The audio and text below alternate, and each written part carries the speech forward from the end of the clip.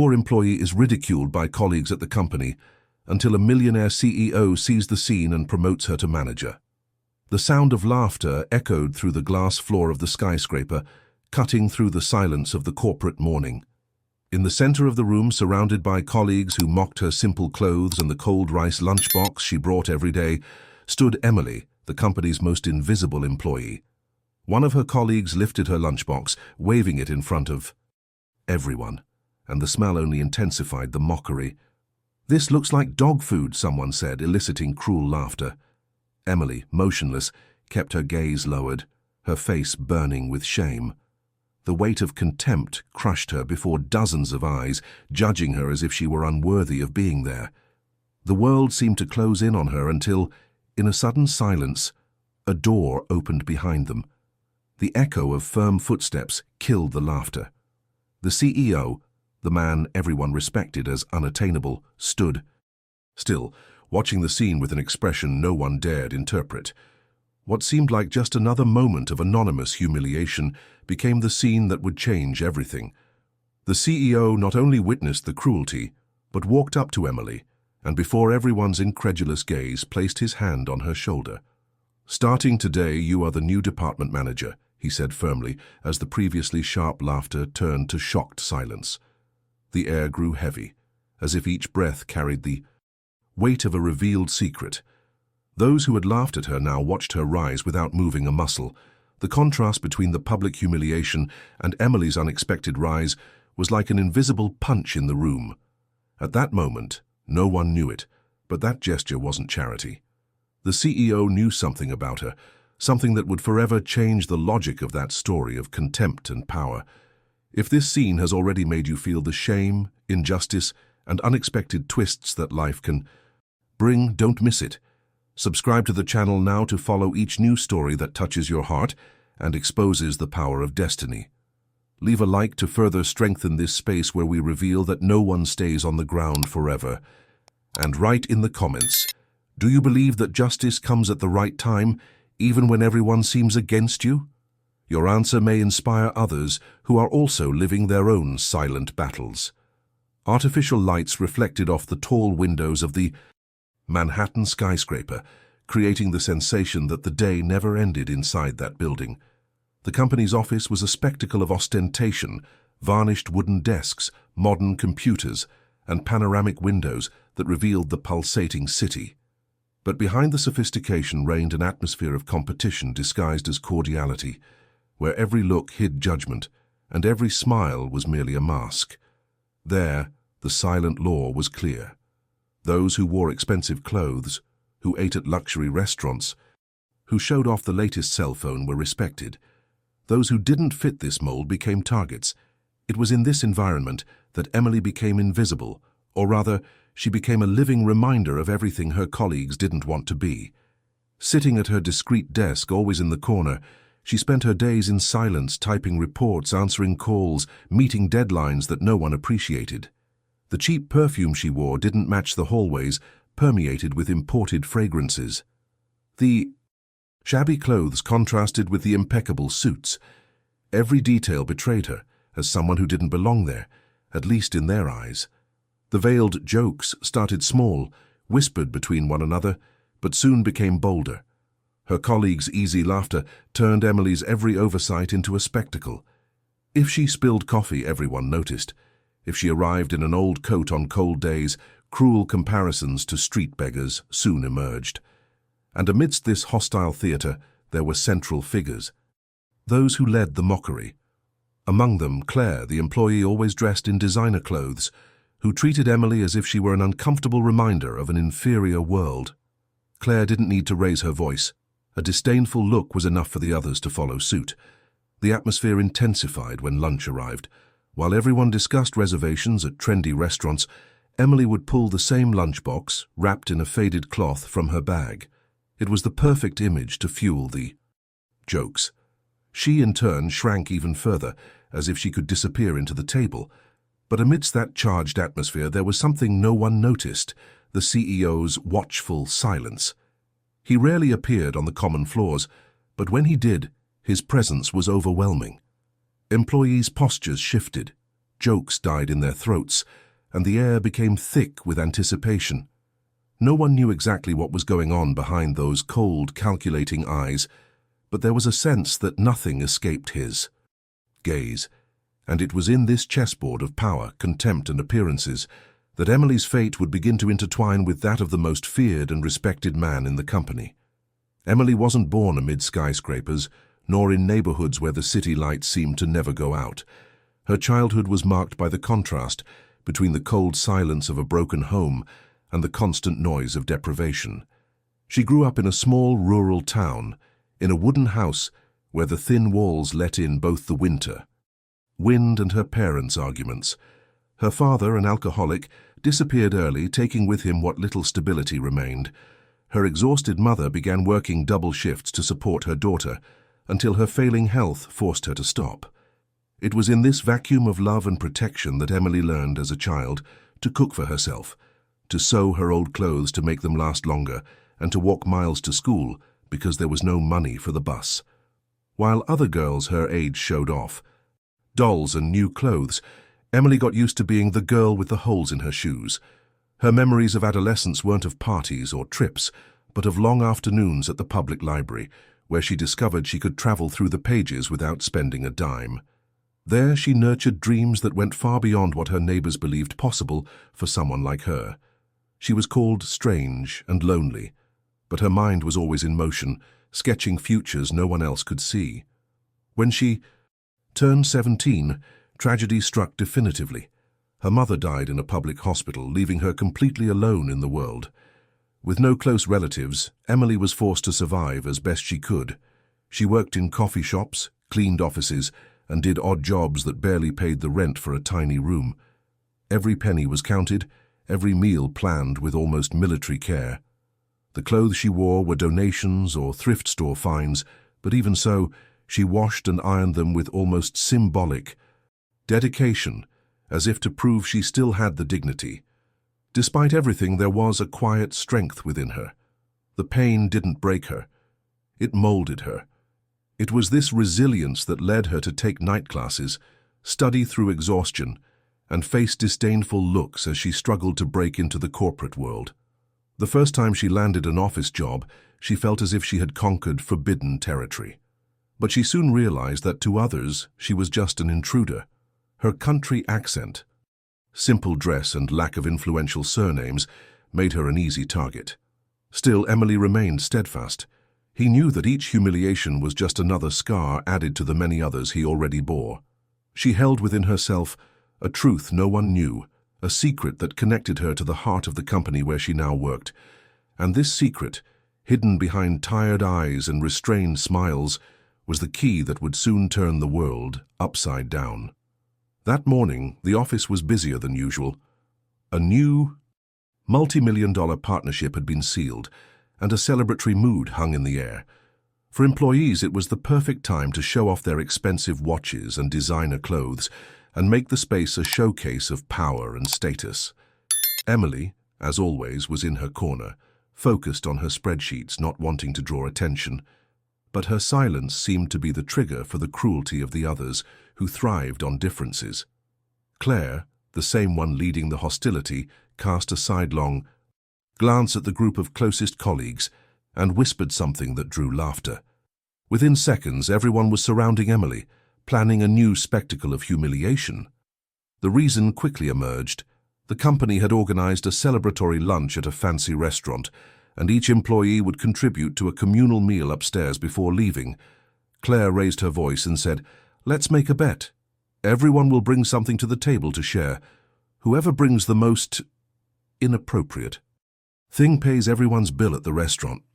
Her gaze swept the room until it landed on Emily, as if the rule had been created especially for her. The challenge was accepted by everyone, and laughter echoed. Emily felt her face heat up, but she remained silent, hugging her lunchbox, which was already there, ready to be opened. At the appointed time, the scene unfolded, a long table laden with expensive dishes, imported desserts, and fancy drinks. Everyone splurged on their contributions, each item more expensive than the last, while casting expectant glances at Emily's lunchbox. When her turn came, the room fell silent. With trembling hands, Emily opened her small plastic box. White rice, plain beans, a piece of braised chicken. The food seemed so out of place next to the opulence that the stares turned into loud, almost deafening laughter. "Look, our banquet now has cheap cafeteria food," one of her colleagues mocked, clapping as if it were a show. Claire, smiling cruelly, proclaimed, "There we have the loser of the bet. She's paying for everyone's dinner tonight." The group erupted in mock applause, like an audience celebrating a play. Emily stood motionless, her heart pounding, as the public humiliation grew greater than any wound she had ever endured. But at that moment, what she didn't know, and they much less, was that someone was watching. Standing in the shadow of the glass door, the CEO watched the scene in absolute silence, while the laughter still echoed. Through the floor, an almost imperceptible change occurred in the air. The deep sound of firm footsteps approached. Gradually the laughter faded, as if every employee had instinctively sensed something was wrong. The glass door opened, and the silence spread like a wave. The CEO, Alexander Carter, the man whose signature was worth millions and whose presence was enough to shape the destiny of anyone in that company, entered the room. Tall, impeccably dressed in a dark suit that reflected the authority he carried, he walked with the calm of someone who never needed to rush to be heard. The employees immediately straightened, some even hiding their improvised champagne glasses, others fixing their hair or pretending to be busy with their screens. But Alexander didn't look at any of them. His cold, piercing gaze rested solely on Emily. For a moment she thought it was just another reflection of her humiliation, as if even the owner of that empire had joined the chorus of contempt. Her. Heart hammered in her chest, her hands still trembled over the open lunchbox, and shame seemed to burn every inch of her skin. Alexander stopped before her. The silence was so heavy that the ticking of the clock on the wall could be heard. Emily kept her eyes lowered, unable to look at this man who to her symbolized everything she would never have. Power, respect, wealth, a voice. Then something unexpected happened. He lowered himself slightly, enough so that his voice was heard only by her, and said, "You don't have to lower your eyes." Emily froze. The words didn't sound like an order, but like a statement. When she finally looked up, she met a pair of serious, assessing, but not cruel eyes. Suddenly, he turned to the entire room. "Who did this?" he asked, his deep voice echoing off the walls. No answer. Claire tried to hide it, shuffling through her papers. One of the men coughed nervously. Alexander lifted his chin, silently studying each face until everyone lowered their gaze. It was then that he placed a firm hand on Emily's shoulder. "Starting today," he said definitively, "she's the new manager of this department." The statement fell like an explosion. Claire's eyes widened, unable to hide her shock. The others exchanged incredulous looks, as if they had witnessed an impossible scene. Emily, for her part, froze. She felt the weight of his hand, as if it were an indelible mark, but also an invisible shield protecting her for the first time. There was no applause, no congratulations, only the uncomfortable silence of those who minutes before had been laughing at her. Alexander didn't wait for a reaction. He removed his hand from her shoulder, straightened, and, as calmly as he had entered, walked back to his office.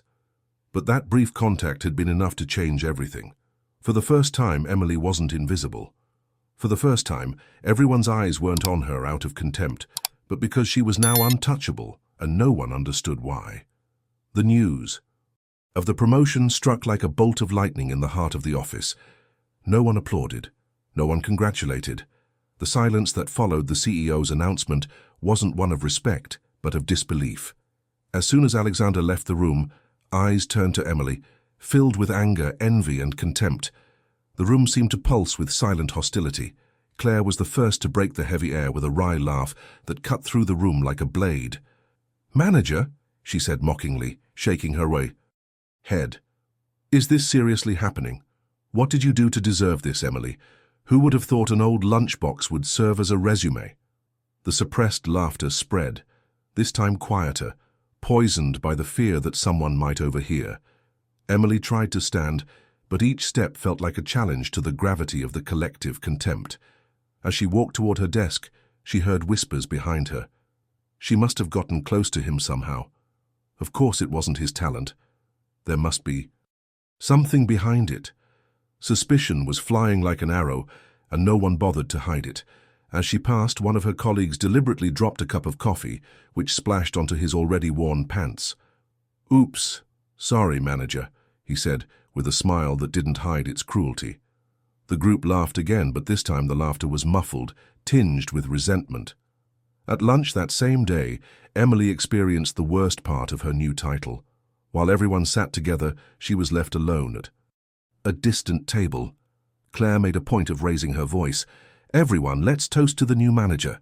May she know how to manage not only reports, but also her gourmet lunches." The entire room erupted in laughter, and Emily silently swallowed the simple food she always carried, as if each bite were an act of resistance. The contempt didn't stop there. In the elevator she was ignored, as if she weren't even there. In the hallways, conversations would cease as she passed, only to resume in venomous whispers soon after. Emails were answered with intentional delays. Information was omitted to make her fail. It was as if the entire office had become an organism breathing hatred toward her, and every employee was a cell ready to reject her. But despite the pain, Emily didn't react. She walked upright with firm steps, carrying in her silence a strength few could comprehend. What no one knew was that every cruel word, every stinging look, was carefully stored within her, not as a wound, but as a testimony. Because deep down Emily knew something others didn't, a secret that would turn all those humiliations to dust at the right moment. The following days were a trial by fire. Every step Emily took through the company's glass-enclosed corridors was like carrying a target on her back.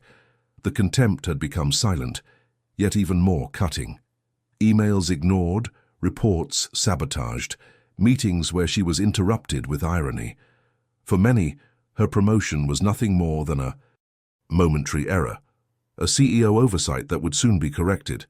But Emily remained calm. She didn't raise her voice, didn't argue. She simply observed. It was during a staff meeting that her silence began to transform into something more powerful than any aggressive response. Claire, as always, spoke up to try to undermine her authority. "With all due respect, manager," she said, venom hidden beneath false formality, "I'm not sure you fully understand the numbers we're dealing with here. Perhaps you need someone more experienced to interpret them." Quiet laughter erupted around the table, but Emily didn't look away. For the first time she spoke firmly, without hesitation. "I understand these numbers perfectly. In fact, I understand more than you realize." The atmosphere froze. No one expected to hear such confidence in her voice. Claire arched an eyebrow, challenging her. It was then that Emily opened the folder she was carrying. With the calm of someone waiting for the right moment, she spread a series of old documents on the table. Contracts, forgotten project reports, notes dating back to the company's early years. "You don't know, but I was here long before any of you. Not as a manager, not as a luxury employee, but behind the scenes. Every piece of data, every report that drives this company today, I've seen it come to life. I know the foundation of this empire because I was the one who organized, cleaned, and prepared every piece so it could exist. While you laughed, I learned. While you called me invisible, I saw it all." Shock rippled through the room. No one dared interrupt. Claire tried to force a laugh, but her voice faltered. And what does that mean?" she asked, her confidence no longer there. Emily stared at her with the serenity of someone who no longer needed to prove anything. "It means I was never blind. I always knew who despised me, who used me, who pretended to be greater than they were. And I know that every humiliation I received only made me stronger. You never understood that true strength isn't found in designer clothes or expensive lunches, but in resisting every day without giving up." Those words fell like an invisible blow to everyone's pride. For the first time, Emily didn't seem like the fragile girl who endured in silence, but someone who carried within her a truth impossible to erase. She didn't need to scream. Her silence was more deafening than any attack. And, unnoticed, the CEO's cold, watchful gaze followed. Every gesture, as if he knew this was only the beginning of an even greater revelation. Alexander Carter wasn't a man who made impulsive decisions. Every word, every calculated gesture was part of an invisible game plan he controlled with precision. So when he promoted Emily, many believed it was an eccentricity, a momentary response to what he'd witnessed.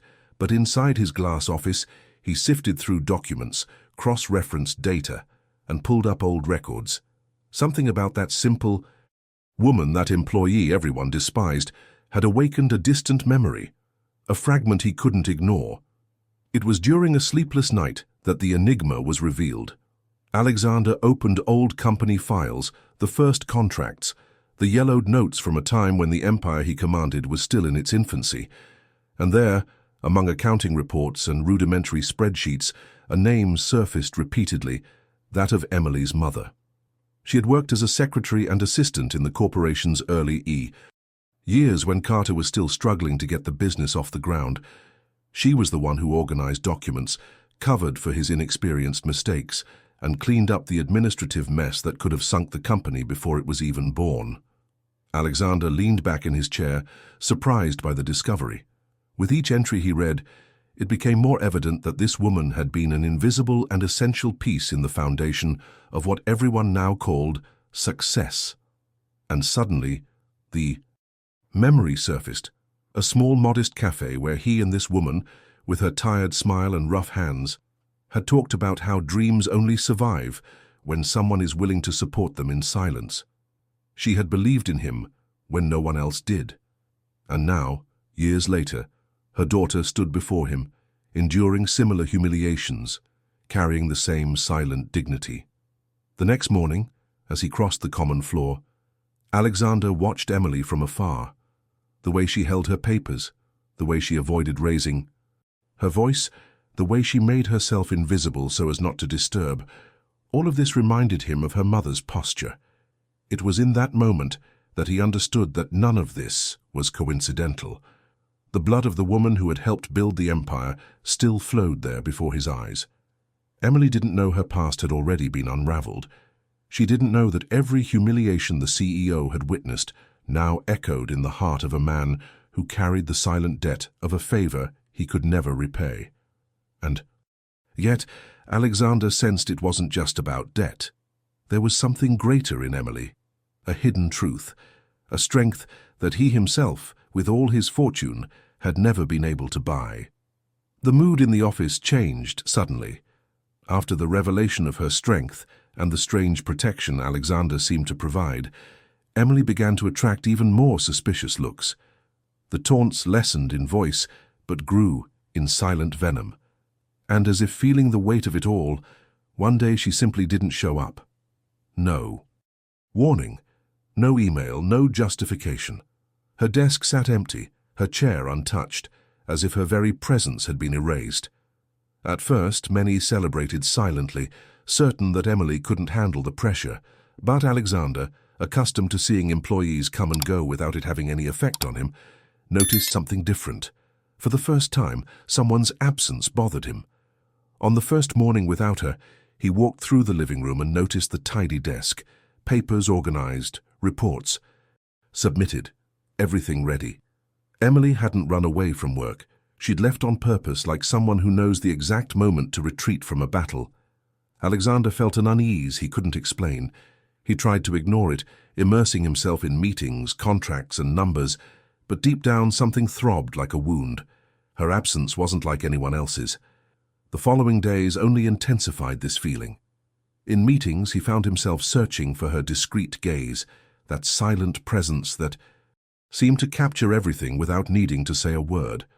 In the hallway, he expected to see her turning the corner with her faded briefcase, but the image never materialized.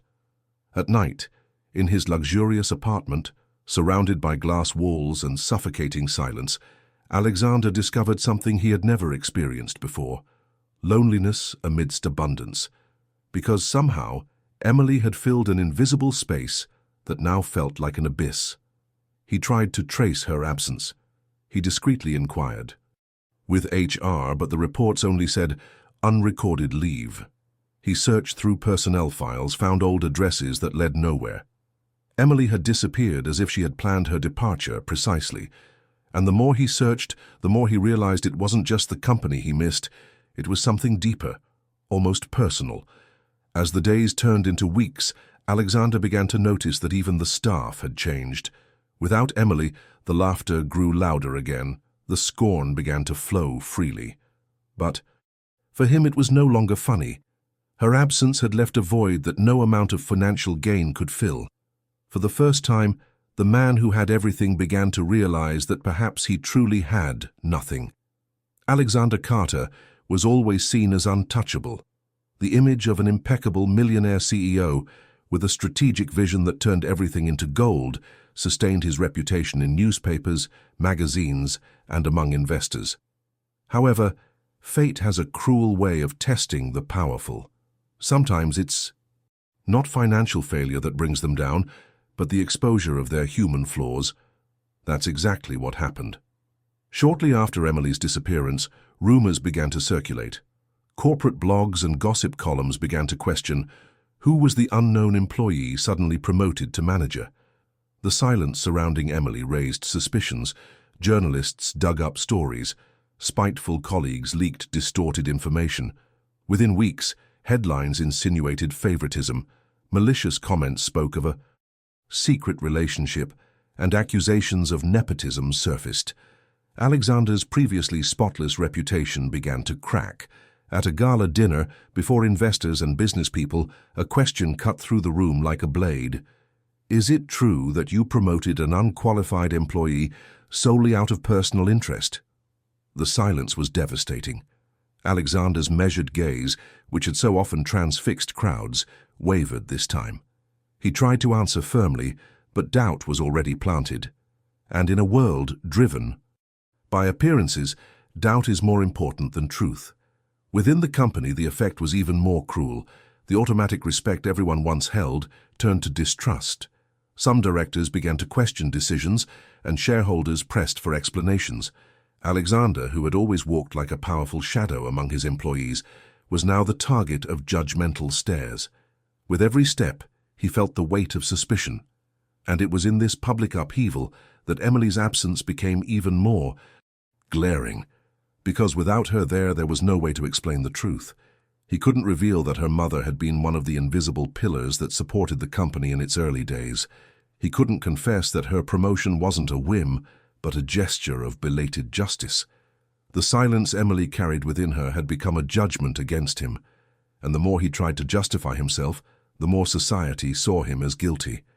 For the first time in years, Alexander Carter experienced the sensation of falling, not financially but morally, and he discovered that this was the hardest to bear because it wasn't measured in numbers or contracts, but in how the world viewed him. The millionaire everyone feared was now just a man questioned, discredited, diminished by his own mistakes, and by the absence of someone who, without saying a word, held the key to his redemption. Alexander Carter was not a man accustomed to feeling. His entire life had been a succession of calculated victories, cool decisions, and conquests that earned him power and fortune. He had always believed that emotions were weaknesses, that compassion was a luxury men like him could not afford. But after Emily's absence and the public downfall he had endured, something began to crumble inside. Late nights were no longer spent solely poring over spreadsheets and contracts. He found himself lost in thought, remembering details he would never have considered before. The way Emily discreetly arranged the papers on the conference table, her silence, which seemed to carry more dignity than all the loud voices around her, the courage contained in every look, even when he was the target of mockery. He realized, too late, that there was something unique about her, an invisible strength that couldn't be bought with money, but that sustained him more than any empire. The millionaire who had always despised weaknesses now discovered that true power lay in resisting without losing one's essence, and Emily was the embodiment of that. The media criticism, the distrust of shareholders, and the whispers of employees who had previously feared him were now unbearable. Alexander felt his pride being crushed little by little, until he was left with only a man, naked before himself, forced to confront his own failings. For the first time, he didn't seek a lawyer to silence journalists, Nor did he use influence to stifle rumors. He withdrew into himself. He cancelled events, rejected invitations, and stopped attending parties where he was always the central figure. He preferred to walk the streets alone at night, invisible in the New York cold, trying to understand where he had lost his way. Silently, he began to retrace his own trajectory. He remembered the company's early days, the days when he believed all he needed was courage to succeed. He remembered Emily's mother, who had supported his vision in the early years, even without recognition. He remembered how he had turned a blind eye to the small gestures of humanity around him, believing them to be insignificant. Now he understood. These gestures were what kept the world going. Within himself, Alexander discovered a painful but also transformative absence. The pride that had once defined him no longer made sense. For the first time, he felt the true weight of the word humility. And in that silence, a silent promise was born. He needed to find Emily again. Not only to make amends for the past, but because without her, he realized everything else was empty. Their reunion didn't come with pomp or the spotlight of a gala dinner, but with the unexpected simplicity of a rainy afternoon in New York. He was walking aimlessly, protected by a black umbrella, lost in his own thoughts, when he spotted a small community market set up beneath makeshift tents. Used books were arranged on wooden tables, wet at the edges by the rain that insisted on penetrating the worn fabrics. He approached without knowing why, as if something invisible was drawing him, and then he saw her. She was there, rearranging stacks of books, talking to a child who, dazzled, held a colorful copy. She wore simple clothes, but there was a calm about her that contrasted with the chaos of the city. Her smile, though discreet, carried the same firmness he'd seen that night in the restaurant. For a moment, his heart raced like it hadn't in years. It wasn't the imposing millionaire approaching, but a man pierced by longing and the need to be real. She noticed him before he even said a word. Their eyes met again, but this time there was no audience, no luxury, no mocking voices. Just them, amid the sound of the rain. The silence that fell was heavy, but not of contempt. It was of unspoken memories, of questions lingering in the air. He tried to speak, but his voice faltered. Then, as if asking permission, he simply approached and picked up one of the books from the table. "You were always here, even when you seemed to have disappeared," he said, and his words sounded more like a confession than a rehearsed phrase. She took a deep breath, smoothing her hair, wet from the rain escaping from the tent. She didn't answer immediately. She simply observed him with the serenity of someone no longer in a hurry to prove anything to anyone. He continued, "Since that night, nothing has been the same. I discovered who you are. Or rather, I began to discover. And I realized that before you, I never truly was." The sincerity in his voice surprised him. It wasn't often that he let his armor slip. She looked away for a moment, watching the child run out of the tent with the book in his hands, laughing despite the rain. When she looked back at him, there was a mixture of compassion and distance in her eyes. "It's not about who I am," she said finally. "It's about who you choose to be now." Their reunion didn't bring easy answers, nor the catharsis he'd secretly hoped for, but it brought something more powerful. The chance to look at her, not as an object of desire or a painful memory, but as a mirror of what he could become. And for the first time, he didn't try to control the moment. He simply stood there, in the rain, before her, knowing the final decision was no longer in his hands. The rain dripped down the edges of the tent, and the silence between them seemed louder than the noise of the city. He waited, as if each second were a sentence, until she finally took a deep breath. "You came looking for me, didn't you?"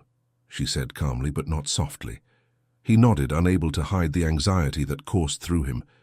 She lowered her eyes for a moment, as if searching within herself for the answer he'd been waiting for. "That night, everyone thought I was the victim, but in truth I already knew what I would find. I went in there not to be accepted, but to expose how much this world still delights in humiliation. You saw it, you felt it, and now you're here because you can no longer escape what you discovered about yourself." Her words weren't an accusation, they were an acknowledgement. He tried to justify himself, to talk about his change, the sleepless nights, the steps he'd taken toward a more authentic life. But she raised her hand, interrupting. Transformation is only real when it doesn't depend on the approval of others.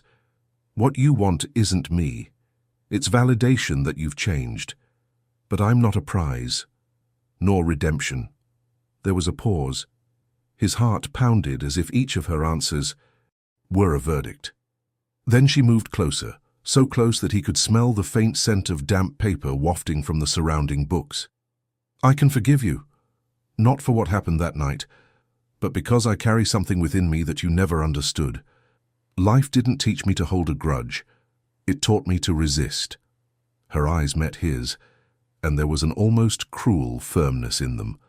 But forgiving doesn't mean staying. He closed his eyes for a moment, as if the words had penetrated the last wall of pride. When he opened them, she was already gathering up her books, storing them in rain-soaked boxes. The gesture was simple, but it carried the symbolic power of someone choosing to move on. He wanted to ask her to stay. He wanted to promise a new world, but he knew none of that would matter. The decision was hers, and it had already been made. And then, without tears, without a dramatic goodbye, just with the calm of someone who masters their own destiny, she walked away into the rain. He remained still, motionless, feeling that the greatest lesson of his life came not from luxury, but from the silence of a goodbye without return. The rain had stopped when he finally left the community fair. The New York sky was covered in heavy clouds, and the streetlights reflected in the puddles scattered across the asphalt. He walked slowly, without an umbrella, allowing the remaining drops dripping from the rooftops to wet him as if it were a belated baptism. There was no longer an audience, no judgmental glances, just the distant sound of cars and the early morning chill. He stopped in front of a lit-up window. It was a closed antiques shop, but in the center of the glass was an object that caught his eye. A simple wooden chair, scarred by time, displayed as if it were art. He stood there motionless, staring at the chair that seemed to carry a quiet dignity, very different from the velvet thrones he had always sat on. Suddenly, he understood. It wasn't luxury that gave things value, but the history each one carried. In the distance, a woman crossed the street holding a colorful umbrella. For a moment, the silhouette resembled hers, but soon dissolved into the nighttime crowd. He smiled, a sad, serene smile, accepting the absence as part of what he now needed to learn. He continued walking until he disappeared into the wet streets, just another anonymous man in the city that never sleeps. And in the market tent, forgotten on the table of soaked books, lay a single crystal goblet, left by her as if it were a silent message. There was no note, no explanation. Only the reflection of the rain accumulated inside the goblet, glinting in the dim streetlight, a reminder that some stories don't end with answers, but with symbols. If you've made it this far, I want to hear your opinion. What would you do in her place? Comment below. I'll read every answer. Don't forget to like, subscribe to the channel for more stories like this, and click on the video that's currently playing on your screen. I'm sure it will captivate you as much as this one.